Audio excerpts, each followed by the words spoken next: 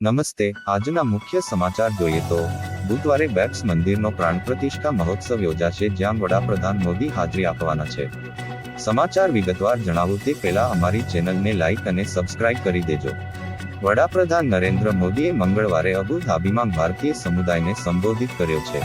મહત્વનું છે કે વડાપ્રધાન યુએઈ પહોંચ્યા છે અને બંને દેશો વચ્ચેની મિત્રતા કેટલી મજબૂત છે તે જ્યારે પીએમ મોદી યુએઈના રાષ્ટ્રપતિને મળ્યા ત્યારે સ્પષ્ટ જોવા મળ્યું હતું.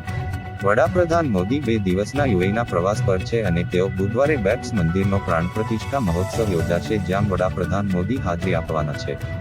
આજે તેમણે પ્રવાસના પહેલા દિવસે ભારતીય સમુદાયને સંબોધિત કરીને કહ્યું કે ભારતને તેમના પર ગર્વ છે અને બંને દેશો વચ્ચેની મિત્રતાની પ્રશંસા કરવાનો સમય આવી ગયો છે. અહીંના જાયદ સ્પોર્ટ્સ સિટી સ્ટેડિયમ ખાતે અહલાન મોદી કાર્યક્રમમાં મોદી મોદી ના નારા વચ્ચે હજારો દર્શકોને નમસ્કાર સાથે અભિવાદન કર્યા પછી પીએમ મોદીએ કહ્યું કે તેઓ સમુદાયના કાર્યક્રમમાં સ્નેહથી અભિભૂત થયા છે. પીએમ મોદીએ રાષ્ટ્રપતિ શેખ મોહમ્મદ બિન ઝાયદ સાથે સંબંધિત એક કિસ્સો પણ સંભળાવ્યો. તેમણે કહ્યું કે 2015માં જ્યારે તેમની સામે મંદિરનો પ્રસ્તાવ મૂકવામાં આવ્યો ત્યારે તેમણે 1 મિનિટ પણ ન બગાડી. તેમણે કહ્યું કે તે સ્વીકાર્ય છે અને કહ્યું કે હું તમને તે જમીન આપીશ જેના પર તમે રેખા દોરશો.